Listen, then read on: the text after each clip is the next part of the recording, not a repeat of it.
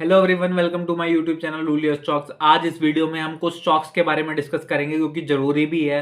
पिछले कुछ टाइम में जो हमने स्टॉक्स डिस्कस करे हैं, यानी कि पिछले 3-4 हफ्ते से हम कुछ स्टॉक्स पे डिस्कशन कर रहे थे और हमने कहा था जिस प्राइस टू बुक पे वो ट्रेड कर रहे हैं, जिस वैल्यूएशन पे वो आज आ चुके हैं, वहाँ पे ज़्यादा डाउनसाइड नहीं है। क्योंकि एक ऐसी मार्केट में जो ऑल टाइम हाई के पास पास हो, आपको सेफ्टी देखनी बहुत ज़रूरी है। और हमने कुछ स्टॉक्स डिस्कस करे थे। एक बढ़िया वाली रैली आपको इस हफ्ते उनमें आती हुई दिख रही है, उस पर बात करेंगे। और उसके बाद बात करेंगे मार्केट आउटलुक पर और मार्केट में यहाँ से आगे क्या हो सकता है। हालांकि वीडियो स्टार्ट करने से पहले मैं आपको बता दूं, कोई भी फाइनेंशियल एडवाइस हमारी आपके लिए नहीं होती है। कोई भी डिसीजन लें, कोई भी शेयर खरीदें, अपने फाइनेंशियल एडवाइजर से पूछ के लें। किसी भी लॉस या प्रॉफिट के लिए हम जिम्मेवार नहीं होंगे। लेकिन लेट्स स्टार्ट विद द कुछ स्टॉक्स जो हम डिस्कस करे थे। सबसे पहला स्टॉक जो कि पिछले 4-5 हफ्ते से हम डिस्कशन कर रहे थे, टू बी ऑनेस्ट मैं भी अगर सोचूं कि इतनी जल्दी इसमें 20% की रैली आ जाएगी, ये मैंने भी नहीं सोचा था। स्टॉक का नाम है आवास फाइनेंस। पिछले एक हफ्ते में लगभग 20% की रैली इसने दी है और कमाल की लीडरशिप इससे आती हुई दिखी है। स्मॉल कैप को लीड कर रहा था, स्मॉल कैप इंडेक्स को। और मुझे लगता है जो कि छोटी अवधि के निवेशक हैं, लगभग 1 महीना 2 महीना, अगर आप 1 या 2 महीने के व्यू से इसको लिए थे तो आप प्लीज़ इसको बुक करें। मेरे हिसाब से आपको बुक करना चाहिए। लेकिन कोई भी डिसीजन ले, अगेन फाइनेंशियल एडवाइजर से पूछ के लीजिएगा। हम सिर्फ ये हमारे सजेशंस है, हमारी एडवाइस है, ये तभी फॉलो करेंगे जब आपका फाइनेंशियल एडवाइजर इसको अलाउ करे। और सेकेंडली जो हमने स्टॉक डिस्कस करे थे, फाइन ऑर्गेनिक्स, वो लगभग उसी भाव पे है जहाँ पे हमने आज लिया था। उसमें खास रिटर्न नहीं बना, लेकिन मुझे लगता है आपको उसमें थोड़ा सा पेशेंस रखना पड़ेगा आगे एक आध क्वार्टर का। और तो मुझे लगता है उसमें भी एक अच्छा रिटर्न आपको दिखेगा। लेकिन जिसने पोजिशनल नज़रिए से आवास फाइनेंस लिया है, यानी कि 4-6 महीने में, मेरी एडवाइस आपको ये रहेगी। हालांकि कोई भी डिसीजन लें, अगेन फाइनेंशियल एडवाइजर से पूछ कर लें। अगर आप मेरी एडवाइस पूछें तो ये रहेगी कि हाँ, कुछ पोर्शन, यानी कि आपने अगर 200 क्वांटिटी ली है तो एटलीस्ट आपको 100 क्वांटिटी इस वक्त बुक कर लेनी चाहिए और 100 आपको कैरी फॉरवर्ड करनी चाहिए। लेकिन अगर आप लॉन्ग टर्म के प्रोस्पेक्टिव से पूछो, मैं बहुत बुलिश हूँ अभी भी। अगर आप आने वाले 1.5-2 साल तक इसको होल्ड कर सकते हैं तो मुझे पूरी उम्मीद है ये शेयर आपको 2200 से 2500 के लेवल बहुत आसानी से दिखा देगा आने वाले साल में। तो आप उसके लिए अगर चाहें तो होल्ड कर सकते हैं।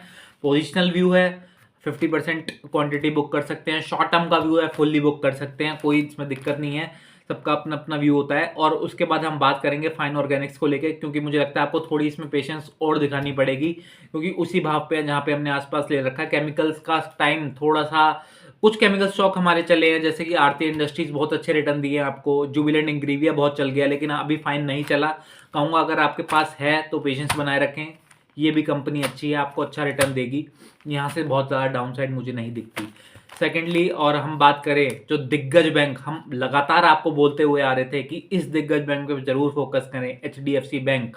लास्ट वीडियो में भी हमने यही बोला था, अगर आपके में होल्ड करने की ताकत है तो कोई भी 1400 के आसपास से ऐसे लेवल थे कि आपको पैसा बनाने से HDFC बैंक में कोई रोक ही नहीं सकता। और वहां से लगभग एक हफ्ते में लार्ज कैप में 8% की रिटर्न आना बहुत बड़ी बात होती है मेरे हिसाब से।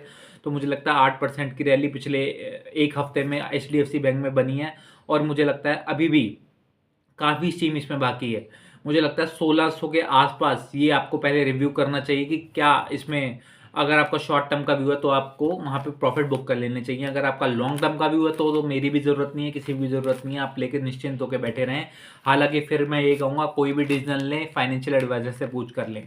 Now let's move into market outlook. Market में यहाँ से क्या हो सकता है, देखिए, अगर आप अच्छे खासे प्रॉफिट में बैठे हैं, आई एम श्योर अगर आपने थोड़े भी सही शेयर लिए हैं तो आप बैठे होंगे। तो मुझे लगता है इस वक्त जब यहाँ पे सब बुलिश हो रहे हैं और अगेन एक करेक्शन आई मार्च में स्मॉल और मिड कैप्स में, उसके बाद एक अगेन रिवर्सल आया। रिवर्सल में दोबारा लाइफ टाइम हाई के पास साथ बाजार है स्मॉल और मिड कैप में। वैल्यूएशन कंफर्ट यहाँ पे बिल्कुल भी नहीं है। मैं आपको सीधा बोल सकता हूँ कि मुझे भी नहीं पता कि एग्जैक्टली करेक्शन कब आ सकती है। लेकिन मैं आपको ये कहूँगा ना कि मुझे जो पर्सनल फील हो रहा है, हो सकता है मैं गलत हूँ, बट जो मुझे पर्सनली फील हो रहा है ये लास्ट लेग ऑफ बाइंग है। क्यों ऐसा मुझे लग रहा है, क्योंकि जब जब मार्केट में ऐसा हुआ है, लास्ट लेग आया है, तो उस वक्त क्या होता है, जो शेयर बिल्कुल भी नहीं चले हैं उनको चलाया जाता है, ताकि जब मारा जाए तो सबको ऐसे मारा जाए कि बराबर से मारा जाए। चाहे आप HDFC बैंक देख लो, जो कि बिल्कुल नहीं चला था, उसको भी ऐसे लेवल पे ले आए हैं कि हाँ, वहाँ से उसकी भी पिटाई कर सकते हैं, ऐसे लेवल पे ऑपरेटर वहाँ पे ले आए हैं उसको। चाहे आप उसके बाद देखें कोटक बैंक, उसने भी चलना शुरू कर दिया क्योंकि वो बिल्कुल नहीं चला था। थोड़ा बहुत एशियन पेंट भी चलना शुरू कर चुका है। लेकिन मुझे लगता है आपको ऐसे माहौल में जहाँ पे 50 में से 45 से 48 शेयर लगभग ओवर वैल्यूड है, तो आपको उस सिचुएशन में सावधानी बरतनी चाहिए मेरे हिसाब से। Valuation is king for the market. तो मुझे लगता है अगर आपका व्यू शॉर्ट टर्म का है तो आपको अभी बिल्कुल भी निवेश यहाँ पे नहीं करना चाहिए फ्रेश किसी भी शेयर में। अगर आपको लिटरली यहाँ पे कहीं पोजीशन बनानी है तो आप, मुझे लगता है गिल्ड फंड्स में पोजीशन बनाएं। मैं आपको गोल्ड भी नहीं कहूँ रहा क्योंकि गोल्ड में भी पिछले एक दो महीने में एक बढ़िया वाली रैली आ चुकी है।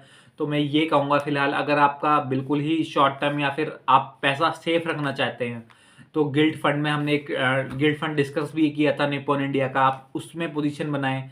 जब मार्केट में एक बढ़िया वाला करेक्शन आए, एक अच्छे भाव पर एक सही शेयर आपको मिले, उस टाइम पर आपको वहाँ पे पोजीशन बनाने चाहिए। बहुत सारे शेयर थे जो कि हमने इस चैनल पे बहुत अच्छे अच्छे लेवल पे डिस्कस करे हैं और वो पता नहीं कहाँ चले गए हैं। 1.5 गुना 2 गुना बहुत सारे शेयर हैं, लेटेंट व्यू कहूँ, पूना वाला फिनकॉप कहूँ, CDSL कहूँ, कैम्स कहूँ, बहुत सारे ऐसे शेयर थे। लेकिन फिलहाल की वैल्यूएशन ये सजेस्ट कर रही है आपको कहीं भी नई पोजीशन अभी नहीं बनानी है। अगर आप नया पैसा डालने की सोच रहे हैं, अगर आपका 4 5 6 साल का व्यू है तो मैं ये नहीं कह सकता। अगर आप अगले 1 साल या 1.5 साल तक के लिए मार्केट में सोच रहे हैं तो थोड़ा पेशेंस बना के रखिए, अच्छा मौका आएगा। और मुझे लगता है जिन लोगों के भी बहुत अच्छे प्रॉफिट्स हैं, आपको 15 अप्रैल से पहले पहले यानी कि जब इलेक्शन शुरू हो रहा है, एक बार आपको अपने हाथ में कैश रखना चाहिए। ये हमारा व्यू है। आपको बिल्कुल कैश में बैठना चाहिए, चाहे आप गिल्ड फंड में उसको इन्वेस्ट करें या किसी फिक्स डेप्थ इंस्ट्रूमेंट में आप उसको डालें। मुझे लगता है आपको हाथ में पैसा लेके बैठना चाहिए क्योंकि वैल्यूएशन वाइज मैं इतना इस वक्त कंफर्टेबल हूँ नहीं मार्केट में, आपको टू बी ऑनेस्ट बताऊँ तो। मुझे लगता है जहाँ भी आपको अच्छे प्रॉफिट्स आ रहे हैं, आपको अगर आपका 1 साल का व्यू है, 1.5 साल का व्यू है, आपको पार्शियल बुकिंग ज़रूर करनी चाहिए। आप अगर आने वाले टाइम में अगले 1 डेढ़ महीने में कोई करेक्शन आती है, आप उसको ताकि एनकैश कर पाएँ उस टाइम पर। और मुझे लगता है अभी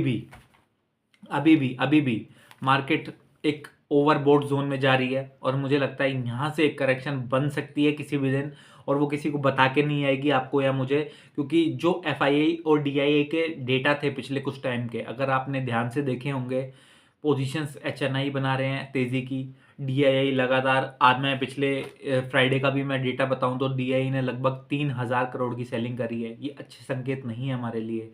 ब्रेंट क्रूड का $90 के पार जाना वो भी अच्छी चीज़ नहीं है हमारे लिए। कहीं ना कहीं बॉन्ड यील्ड्स भी बढ़ रही हैं, तो ओवरऑल अगर मैं सेंटीमेंट वाइज देखूं तो सब अच्छा लग रहा है। लेकिन आप थोड़ा सा हटके सोचेंगे ना, कुछ भी अभी फैक्टर ऐसे हैं नहीं जो आपको बहुत प्रभावित करने लेने के लिए, और इलेक्शन सर पे खड़े हैं, वोलेटिलिटी बहुत होगी मार्केट में। अगर आप बहुत अच्छे प्रॉफिट्स में हैं, मैं यही कहूँगा आपको अच्छे वाले प्रॉफिट अगर आ रहे हैं तो कुछ हद तक उसे बुक करिए, घर लेके जाइए, क्योंकि प्रॉफिट वही है जो आप घर लेके गए। हालांकि कोई भी डिसीजन लें फाइनेंशियल एडवाइजर से पूछ कर लें। अगेन मैं ये कहूँगा कि हमारे कहने पर कोई भी डिसीजन ना ले। Thank you so much for watching this video. Thank you so much.